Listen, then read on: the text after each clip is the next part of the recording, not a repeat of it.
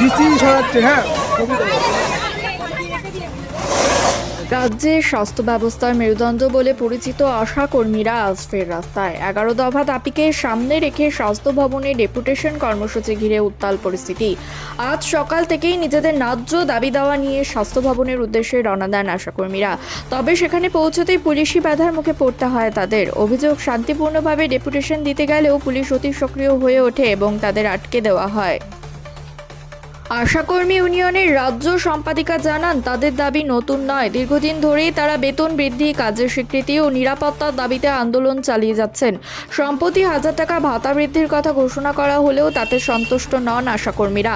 তাদের স্পষ্ট বক্তব্য, 1000 টাকা দিয়ে আমাদের ভিক্ষা দেওয়া হচ্ছে, কিন্তু আমাদের প্রকৃত দাবিগুলো উপেক্ষা করা হচ্ছে। আন্দোলনে অংশ নিলেই নাকি শুরু হচ্ছে চাপ ও হুমকি। অভিযোগ, বাড়ি বাড়ি গিয়ে পুলিশ ভয় দেখাচ্ছে। আন্দোলন থেকে সরে আসতে বলা হচ্ছে, তবুও পিছু হটতে নারাজ আশাকর্মীরা। তাদের দাবি, এই ভয় দেখিয়ে আন্দোলন দমন করা যাবে না। আজকের কর্মসূচির আগেই নিজেদের দাবির কথা পুলিশ প্রশাসনকে জানানো হয়েছিল বলেও দাবি আশাকর্মীদের। তবুও কেন ডেপুটেশন দিতে বাধা দেওয়া হলো, সেই প্রশ্ন তুলেছেন তারা।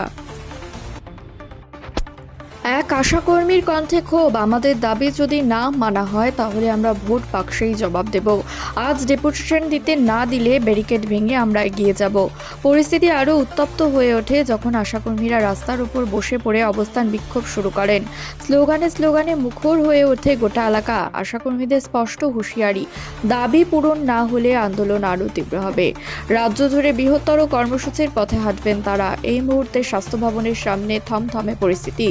পুলিশ ও আন্দোলনকারীদের মুখোমুখি অবস্থানে নজর রাখছে গোটা রাজ্য। গত লাস্ট যে কেন্দ্রীয় বাজেটে সেখানে আমাদের একটা প্রত্যাশা ছিল কিছু ঘোষিত হবে।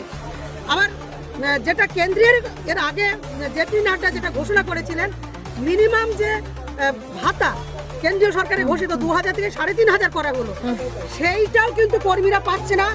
কেন্দ্রীয় সরকার রাজ্যের হাতে কি টাকা দিচ্ছে না দিচ্ছে আমরা কিন্তু সেটাও বুঝতে পারছি না। আপনাদের ডেপুটেশন জমা দেওয়া হয়ে গেছে? আমাদের না ডেপুটেশন দেওয়া হবে। আমরা এখানে কর্মীদের সঙ্গে কথা বলে প্রতিনিধি আমরা যাব স্বাস্থ্য সচিবের কাছে। আমাদের অ্যাপয়েন্টমেন্ট আমরা নিয়েছি, ওনারা এখান থেকে নিয়ে যাবেন, আমাদের প্রতিনিধি এখান থেকে